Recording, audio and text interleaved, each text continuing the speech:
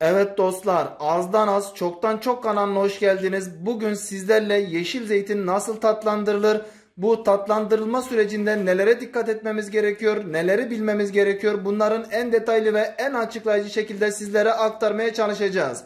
Şimdi burada kovamızın içerisinde görmüş olduğunuz gibi zeytinlerimizi güzelce topladık.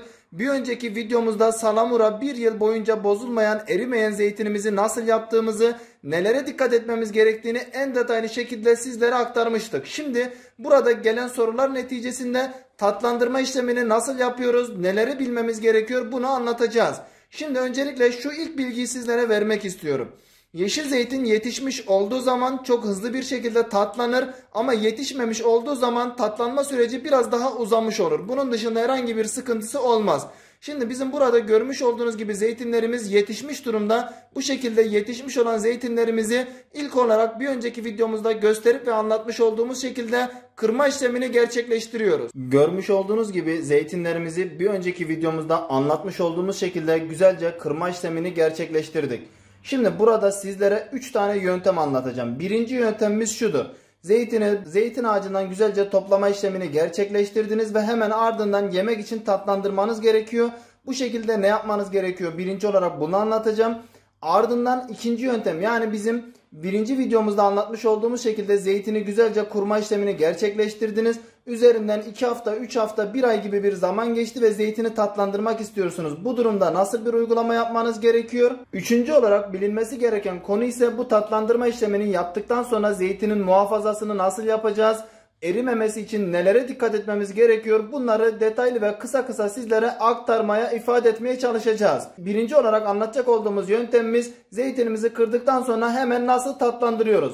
Bu şekilde kırma işlemini gerçekleştirdikten sonra bidonlarımızın içerisine alıyoruz ve üzeri suyla doluncaya kadar güzelce doldurma işlemine başlıyoruz.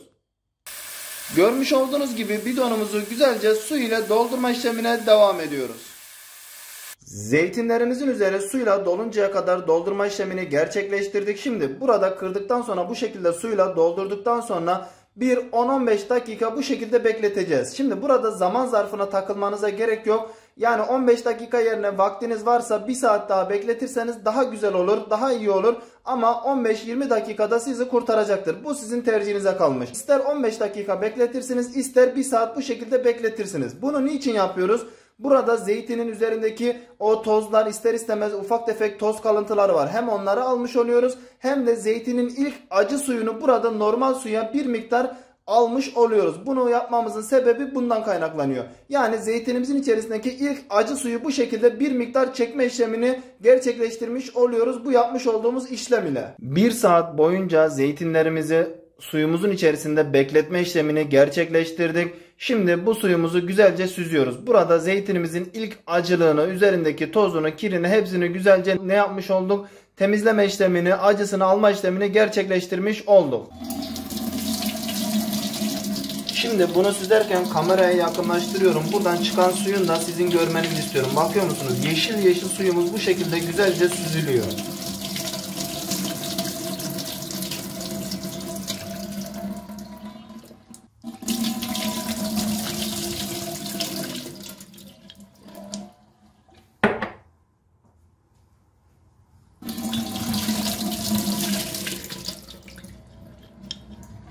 Güzelce ilk 1 saatlik bekletmenin ardından suyumuzu süzme işlemini gerçekleştirdik. Şimdi burada tuzlama işlemine geçeceğiz. Bizim bir önceki videomuzu izleyenlerde ne demiştik? Normalde 5'lik pet bidonumuzun içerisine 6 avuç tuz eklemesi yapıyorduk. Ama bunu biz hemen tatlandıracağımız için 6 avuç atmamıza gerek yok. 3 ya da 4 avuç olacak şekilde tuzlama işlemini gerçekleştireceğiz 5'lik pet bidonda. Şurada yan taraftaki şu şişemizin, kavanozumuzun içerisindeki zeytinlerimizin içerisine 1 avuç atmamız yeterli olacaktır. Burada niçin tuz eklemesi yapıyoruz? Direkt suyunu değiştirerek tatlandırma aşamasına gitmiyoruz. Bunu anlatalım. Bunun sebebi de şundan kaynaklı. Bu şekilde suyunu değiştirerek tatlandırma işlemine başladığınız zaman zeytin bir müddet sonra hızlı bir şekilde erimeye başlıyor.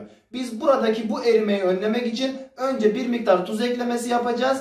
Ardından diğer işlemlerimize, tatlandırma işlemine devam edeceğiz. Bunu yapmamızın sebebi bundan kaynaklı. Erimeyi önlemek için. Şimdi gelin hep birlikte tuzumuzu eklemeye başlayalım. Şimdi güzelce tuzumuzu ekliyoruz. Biz bu 5'lik pet bidonumuza 3 avuç tuz eklemesi yapıyoruz. Evet. Şu birinci avucumuz. Şu ikinci avucumuz. Şu da bizim üçüncü avucumuz olmuş oldu bu beşlik pet bidonumuz için. Şurada yer alan kavanozlarımızın içerisine de yarımşar avuç bu şekilde görmüş olduğunuz gibi tuzumuzu eklememiz yeterli olacaktır. İsterseniz bir avuç da ekleyebilirsiniz. Sizin tercihinize kalmış. Tuzumuzu ekledikten sonra güzelce suyla doldurma işlemine devam ediyoruz.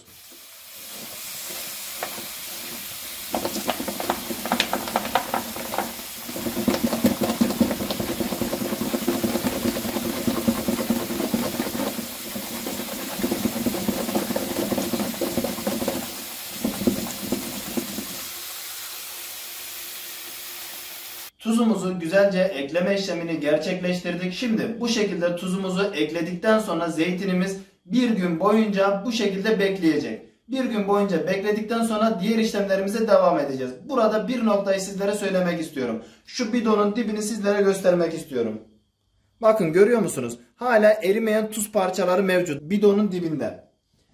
Bu bidonun dibinde erimeyen tuz parçaları olması bizim için dezavantaj oluyor. Bunu ne yapacaksınız? Ya birazcık içerisindeki zeytini azaltıp bir şekilde karıştırıp eriteceksiniz. Ya da ikinci yöntem olan 3 avuç tuzumuzu bir kabın içerisine alıp orada güzelce suyla çözdürüp ondan sonra ekleyeceksiniz. Niçin? Buradaki tüm tuzun tamamen zeytine nüfuz etmesi, zeytindeki acılıkları birebir çekmesi gerekiyor. Bunu yapabilmesi için de tuzun erimiş olması gerekiyor. Buna dikkat etmenizi özellikle sizlerden istirham ediyorum. Buna dikkat etmeniz gerekiyor. Şimdi bu şekilde tuzumuzu erittikten sonra güzelce bidonumuz bu şekilde bir gün boyunca bekleyecek. Görmüş olduğunuz gibi zeytinlerimiz tamı tamına bir gün boyunca tuzlu suda bekleme işlemini gerçekleştirdik. Bakın bunun neticesinde zeytinlerimizin üst kısımlarında zeytinin acı suyu birikmeye başladı. Onu kameranın gösterdiği kadar sizlere göstermek istiyorum. İnşallah kameradan belli oluyordur diye ümit ediyorum. Bu şekilde zeytinlerimiz burada tuzla buluşarak hem o acı suyunu atma işlemini gerçekleştirmiş oldu. Aynı zamanda da yumuşama işlemini bu şekilde önlemiş oluyoruz. Şimdi bir gün boyunca bu şekilde tuzlu suda bıraktıktan sonra, tuzlu suda beklettikten sonra zeytinlerimizin bu suyunu güzelce süzeceğiz ve ardından normal su ile dolduracağız.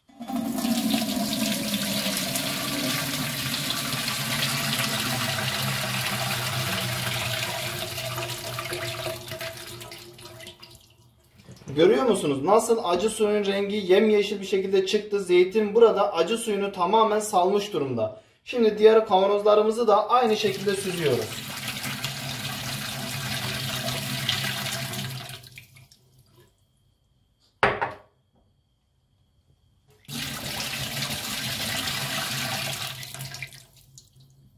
Bu şekilde tuzlu suyumuzu süzdükten sonra ne yapacağız? Şimdi buraya geliyoruz. Ne yaptık? İlk başta kırdık. Ardından bir defa suyumuzu ekledik. Sonrasında tuzlu suyumuzu ekledik. Bir gün bekledi. Şimdi bir günün sonunda bu tuzlu suyumuzu döktükten sonra tekrardan içerisini suyla dolduracağız. Bundan sonra ne yapacağız? Yani şu anda biz akşam vaktindeyiz. Bidonumuzun içerisindeki zeytinimizi suyla doldurduktan sonra sabaha kadar bekleyecek. Sabahleyin suyunu tekrardan süzeceğiz ve bir tadına bakacağız. Eğer ki tadı acı gelmiyorsa, istediğimiz yetişkinliğe, istediğimiz damak tadına uygun hale gelmiş ise bu zeytini tüketmeye hazır hale gelecek ve ondan sonra yapılacak olan aşamayı anlatacağız. Ama velev ki aldınız hala biraz acılık geliyor. Bu sefer tekrardan suyla dolduracağız. Öğlene kadar yine aynı şekilde suyun içerisinde duracak. Tekrardan süzeceğiz. Tekrar kontrol edeceğiz. Acılığı gitmişse devam edeceğiz. Acılığı gitmemişse tekrardan suyunu süzüp tekrardan suyla dolduracağız. Akşam tekrardan süzme işlemini gerçekleştireceğiz ve yine burada kontrol edeceğiz. Yani kısacası damak tadımıza uygun hale gelinceye kadar, o acılığı içerisinden atıncaya kadar bu işlemimize devam ediyoruz. Şimdi biz tuzlu suyumuzu süzdük, tekrardan su ile bidonumuzun içerisini dolduruyoruz. Buradaki suyumuz normal su. Yani herhangi bir tuz eklemesi yapmıyoruz. Normal su ile dolduruyoruz. Normal su ile doldurma işlemini gerçekleştirdik. Bu diğer aktarım süreçlerini videoda bulundurmayacağım, video uzun olmasın diye. Sabahleyin suyunu süzeceğim. Bu büyük ihtimalle bir defa da olmayacak. Çünkü daha öncesinde yaptığım için biliyorum. 2 ya da 3 defa suyunu değiştirmem gerekiyor. Sabah değiştireceğim 1, öğlen değiştireceğim 2, akşamleyin bakacağım. Akşamleyin 3. değiştirmede istediğim olgunluğa ulaştığı zaman sonraki aşamayla devam edeceğiz. Zeytinlerimizi tatlandırma sürecinin son aşamasına geldik. Ne yaptık? Kaç defa suyunu değiştirdik? Bunun bilgilerini verelim sizlere. Bu suyunu değiştirmiş olduğumuz zeytinlerimizin 2 gün boyunca suyunu değiştirdik. Nasıl değiştirdik? Tekrardan hatırlatalım sizlere. Sabah suyunu koyduk, öğlen değiştirdik, akşam değiştirdik. Yani günde 3 defa değişmiş oldu. Ertesi gün yine sabah değiştirdik, öğlen değiştirdik ve akşam. Yani şu anda son defa su değişimini yapacağız. Zeytinimiz ne yaptı? Tatlandı. Bu zeytin normalde tatlanmamış olsa ağzınıza aldığınız zaman çok acı bir tat gelir, yiyemezsiniz. Şimdi sizlere tatlandığını teyit etmek, göstermek amacıyla ağzıma her bir bidondan bir adet zeytin alacağım ve bu şekilde sizlere de tatlandığını göstermiş olacağım. Şuradan bir adet zeytinimizi aldık. Şimdi zeytinimizin tadım kontrolünü gerçekleştiriyoruz. Bu konservemizdeki zeytinimiz gayet güzel şekilde tatlanmış ama burada şunu söylemek istiyorum. Bu zeytinde bazen böyle içinden çok acı, çok az acılı gelebiliyor. Çok az bir acı gelebiliyor. Bunun için yapacak bir şey yok. Biraz zaman istiyor. Birazcık suyun içinde kalsa daha da güzel olacak. Ama ne yapmamız gerekiyor? Çok az bir acılık kaldığı zaman tekrar değiştirdiğimiz zaman bu sefer zeytinin erime tehlikesi var. Bu da tehlikeli oluyor. Benim yapmış olduğum, denemiş olduğum metotlara göre yani 6 defa suyunu değiştirmemiz, yani 2 gün boyunca sabah öğle akşam olmak üzere suyunu değiştirmemiz zeytinimizin tatlanması için yeterli oluyor. Şimdi burada ne dedik? Yetişmiş zeytin bu şekilde tatlanıyor. Benim burada sizlere göstermiş olduğum zeytin yetişmiş zeytinden oluşuyordu. Biraz daha yetişmemiş gök dediğimiz zeytin olursa 7 defa, 8 defa, 9 defa suyunu değiştirmeniz gerekebilir. Bunu artık siz kendi damak tadınıza göre ayarlayacaksınız. Birinci yemiş olduğumuz zeytinde hafif bir acımsılık var ama böyle çok sıkıntı verecek bir acımsılık değil. Yani istediğimiz tatlılık seviyesine ulaşmış diyebiliriz. Şimdi şu diğer zeytinimizi de kontrol edelim ve ardından son aşamamızı nasıl yaptığımızı sizlere ifade edelim. Mesela bu yemiş olduğum ikinci zeytin birinci zeytinden daha da tatlanmış. Yani hafif acılık veyahut da tamamen tatlanmış durumda zeytinlerimiz. Şimdi bu şekilde istediğimiz damak tadına, istediğimiz o olgunlaşma seviyesine geldikten sonra ne yapacağız? Bunu sizin kendiniz evinizde kontrol edeceksiniz. Damak tadınıza uygun hale geldiği zaman yetişmiş demektir. Bunu da bu şekilde ifade ettik.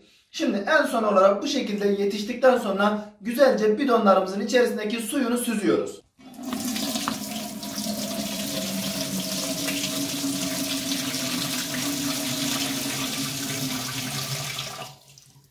Şimdi burada görüyor musunuz? Bu suyu ilk süzmeye başladığımızda çok yeşil akıyordu. Suyun rengi aşırı şekilde yeşil akıyordu. Zeytinin acılığı çok fazlaydı. Ama 6. su süzmede o yeşil rengi daha da açılmış durumda. Yani zeytin acılığını ciddi manada salmış, tatlanmış duruma geldiğinin bir göstergesi de buradaki suyumuzun renginden anlayabilirsiniz. Şimdi şu diğer konservelerimizi de güzelce süzelim.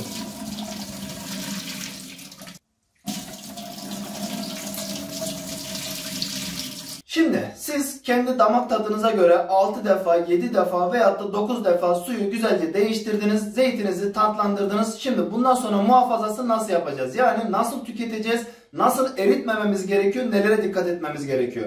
Burada dikkat etmemiz gereken nokta, şu anda ben videoda sizlere göstermek için bu şekilde fazla bir zeytin tatlandırması yaptım. Normalde ben kendi yiyecek olduğum zeytinimi 3 kilogramlık bidonda ayarlarım. Bu bidonda tüketirken salamura yapmış olduğum, bir önceki videoda en detaylı ve en açıklayıcı şekilde anlatmış olduğum şekilde salamura olarak yapmış olduğum zeytin bidonu bekleme aşamasına geçer. Bu bekleme aşamasında da bu salamura içerisinde zeytinlerim yetişmiş olur ve sonraki sürece devam etmiş olurum.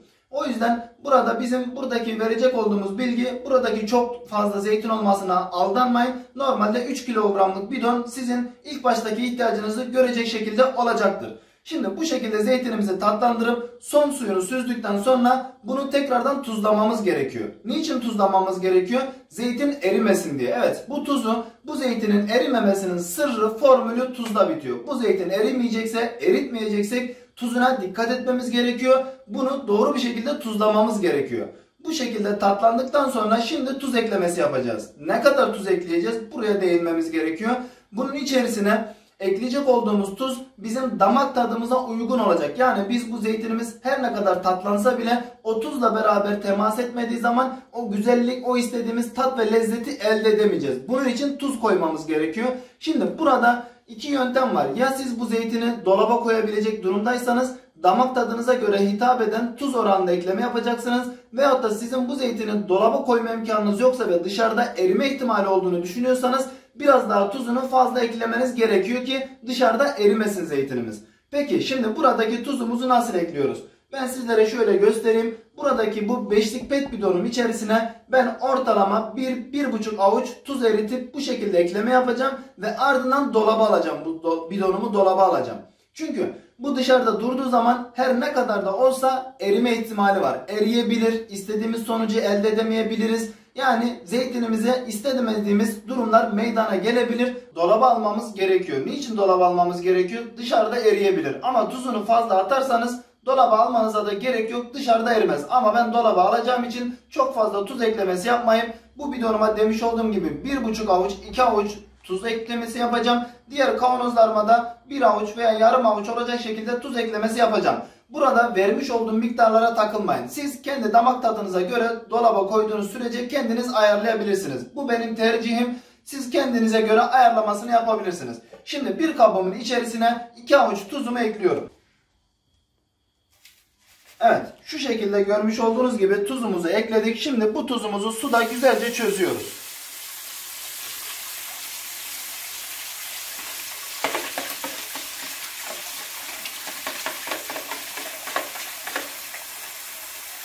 Çözmüş olduğumuz tuzumuzu güzelce kabımızın içerisine ekliyoruz.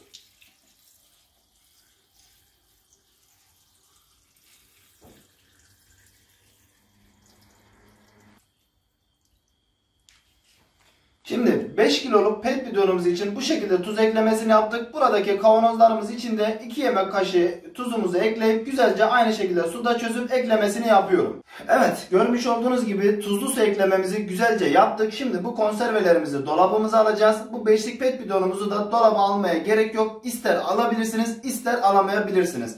Dolabınızda yer varsa rahat, gönül rahatlığıyla koyun, işiniz sağlam olsun. Dolabınızda yer yoksa 2 avuç yerine 3 avuç atın, 4 avuç atın. Bu şekilde de dışarıda bekletebilirsiniz. Güneş görmeyen bir yerde. Şimdi bu 5'lik pet bidonda her ne kadar tuz da atsanız buradaki zeytinin suyun üstüne çıkmaması gerekiyor. Suyun üstüne çıktığı anda kararır, erir ve o zeytin elinizden gider. Onun için ne yapacağız? Bir adet buzdolabı poşetimizi güzelce bu bidonumuzun üst kısmına yerleştireceğiz. Diğer şu kavanozların üzerine de baskı yapacak şekilde herhangi bir uygulama yaparsanız, suyun içerisinde tutarsanız erime ihtimali sıfır olmuş olacak İnşallah bu yapmış olduğumuz uygulama ile. Görmüş olduğunuz gibi buzdolabı poşetlerimizi güzelce zeytinlerimizin üstüne yerleştirdik ve bu şekilde zeytinlerimizin suyun üstüne çıkmasını önlemiş olduk. Buraya kadar çok açıklayıcı ve net bir şekilde durumu sizlere ifade etmeye çalıştık. Şimdi bundan sonrasında sizlere ifade edelim. Zeytini çıkardınız, zeytin tuzlu geldi. Büyük ihtimalle de tuzlu gelecek. Bunu nasıl yapmanız gerekiyor?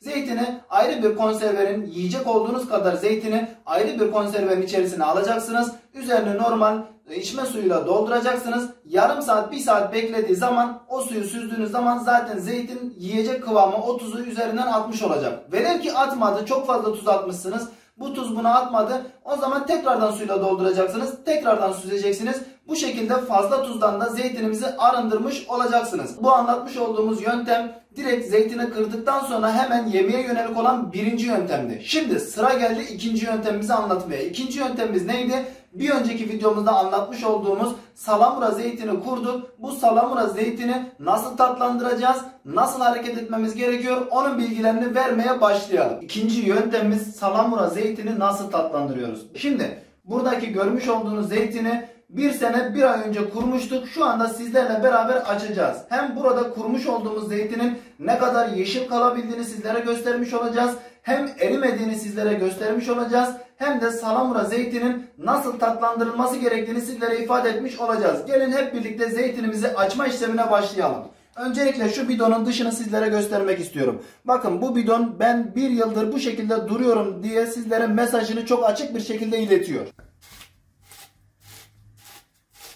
Sizlerle beraber bir yıl önceki kurmuş olduğum zeytini hep beraber açıyoruz. Bakın şöyle zeytin dalı ne hale gelmiş. Son durumu nedir? İçerisindeki suyun son durumu nedir? Sizlere kameradan umarım belli oluyordur. Göstermek istiyorum. Şimdi buradaki her zamanki gibi koymuş olduğumuz zeytin yapraklarımızı güzelce çıkartıyoruz.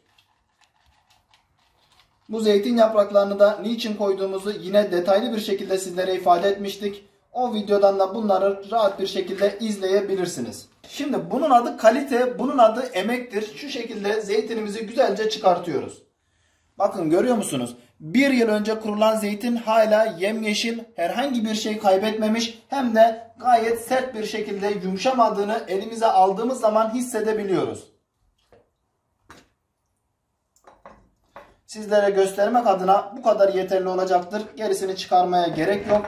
Şimdi bunu nasıl yapıyoruz? Şimdi salamura zeytin ne kadar sürede tatlanır, önce onun bilgisini verelim. Siz bu şekilde bir salamura zeytin kurduğunuz zaman güneş görmeyen, fazla kalorifer sıcağının olmadığı, herhangi bir sıcaklığın olmadığı bir yere bidonunuzu koyacaksınız. Orada en az o tuzlu suyun içerisindeki zeytinlerimiz 2 hafta boyunca bekleyecek. Bakın burası önemli. En az 2 hafta duracak. Çünkü o arada, o 2 haftalık süreçte yeşil zeytinler kendi acılığını o tuzlu suyumuza bırakmaya başlayacak ve tatlanmaya başlayacak. Bunun olması gerekiyor. Yani salamura zeytini kurduktan sonra eğer 2 haftadan önce açarsanız bu sefer istediğiniz sonucu elde edemeyebilirsiniz. Burada sıkıntı yaşarsınız. 2 hafta durması gerekiyor. Farz edelim 2 hafta sizin salamura zeytiniz bekledi ve tatlandırmayı nasıl yapıyoruz? Bu bunun göstergesi olacak. Şimdi bu şekilde yiyecek olduğumuz kadar zeytinimizi kavanozumuzun içerisine alıyoruz. Diğer zeytinlerimiz aynı suyun içerisinde beklemeye devam ediyor. Yiyecek olduğumuz zeytinimizi almış olduğumuz kavanozumuzu güzelce su ile dolduruyoruz.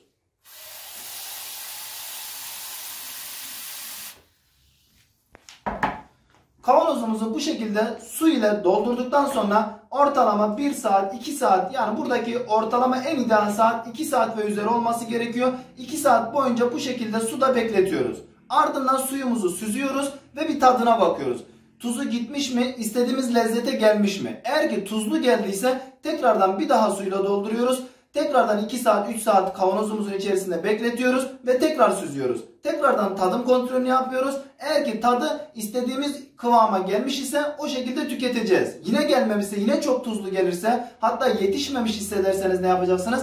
Tekrardan dökeceksiniz. Tekrardan suyla doldurduğunuz zaman bu defa zeytininiz yetişmiş olacak. Ortalama kişinin damak tadına göre değişmekle beraber 2 defa veya da 3 defa değiştirmede zeytinimiz istediğimiz kıvama, istediğimiz lezzete ulaşmaktadır. Bu şekilde suyunuzu doldurup süzdüğünüz zaman işleminizi yapacaksınız. Şimdi burada dikkat edilmesi gereken nokta nedir? Buradaki dikkat edilmesi gereken nokta, kavanoza aldınız, yediniz, kavanozdaki zeytininiz bitmedi. Nasıl muhafaza edeceksiniz? Burası önemli. Tekrardan su ile dolduracaksınız kavanozunuzu ve dolaba koyacaksınız. Bakın burası önemli. Eğer ki tüketemediğiniz zeytini bu şekilde susuz bir şekilde dışarıya koyarsanız zeytininiz hemen yumuşar, kararır ve yenilemez hale gelir. Dolaba susuz bir şekilde koyarsanız yine aynı durumla karşılaşırsınız. Kesinlikle bu şekilde suyla dolu olacak şekilde dolapta muhafaza etmeniz gerekiyor. Burada tüketmemiş olduğunuz salamura zeytin yine burada durmaya devam edecek. Yani suyunun içerisindeki, tuzlu suyun içerisinde durmaya devam edecek. Burada dikkat etmeniz gereken diğer bir nokta, bu zeytinler, bakın şöyle kameraya yakınlaştıralım sizlere. Bu zeytinler kesinlikle suyun üzerinde durmayacak. Bu zeytin dalını onun için koyduk. Ya buraya bir buzdolabı poşeti koyacaksınız veyahut da bu zeytin dalıyla tekrardan yerleştirip zeytinleri suyun içerisinde tutacaksınız. Eğer ki bu zeytinler bu şekilde birazcık dahi suyun üzerinde durursa o suyun üzerinde duran kısmı hemen kararır, yumuşar ve tüketilemez hale gelir. O yüzden kesinlikle bu suyun içerisinde muhafaza etmeniz gerekiyor. Evet dostlar, videonun başında ne demiştik? 3 konuya değineceğiz demiştik. 1. Direkt zeytinimizi nasıl tatlandırıyoruz? 2. Salamura yapmış olduğumuz zeytini nasıl tatlandırıyoruz? 3. Yeşil zeytinin muhafazası nasıl olacak? 1 ve 2. maddelerimizi en detaylı şekilde sizlere ifade ettik. Bunların arasında zaten muhafaza yöntemlerinden de bahsettik ama 3. maddeyi sizlerle beraber toplayalım. 3. maddemizde nasıl muhafaza edeceğiz? Eğer ki zeytinizi salamura yaptınız, bu şekilde yıl boyunca tüketecekseniz bu zeytinin koyulduğu yerde güneş olmayacak. Kalorifer sıcaklığı olmayacak. Yani kısacası zeytinin en büyük düşmanı sıcaklık. Sıcaklığın olduğu yerde zeytin bozulur. Bu şekilde sıcaklığın olmadığı bir yerde kilerinizde, odanızda muhafaza etmeniz gerekiyor. Buna dikkat etmeniz gerekiyor. Bir diğer dikkat etmeniz gereken konu, salamura zeytin için söylüyorum bunu. Kesinlikle zeytin bidonun üzerine zeytinleri çıkartmayacaksınız. Şimdi zeytin bidonu doluyken zeytin yaprakları koymuştuk biz bir önceki videomuzda, biliyorsunuz zaten. O zeytin yaprakları zeytinleri tutuyor. Aldığımız zaman bu sefer azaldığı zaman zeytinler kendini yukarıya doğru atıyor. Suyun, oradaki tuzlu suyun kaldırma kuvvetiyle beraber. Bunun için buna dikkat etmeniz gerekiyor. Çok güzel bir şekilde orayı kapatıp zeytinlerin suyun üzerine çıkmasını engelleyeceksiniz. Bu salamurada dikkat edeceğiniz nokta. Diğer nokta, bunu bu şekilde tatlandırdıktan sonra sulu bir şekilde dolapta muhafaza edeceksiniz. Tatlandırmış olduğunuz kavanoza yemek için almış olduğunuz zeytin vardı ya, o zeytini dolabınızda sulu bir şekilde muhafaza etmeniz gerekiyor. Kesinlikle kuru ve dışarıda muhafaza etmeyeceksiniz, yoksa yine yeşil zeytin erimiş olur. Bu ilk tatlandırmada, yani direkt tatlandırma sürecinde de dikkat edilmesi gerekenleri zaten sizlere ifade ettik. Buradaki kural, dolabınızda yer varsa olabildiğince dolapta muhafaza etmeye, sulu bir şekilde muhafaza etmeye özen göstermeniz gerekiyor. Şu anda sizlere aktarmayı planlamış olduğumuz bilgiler bu kadar. Umarım faydalı bir video olmuştur. Kanala abone olmayı ve videolarımızı beğenmeyi kesinlikle unutmayalım.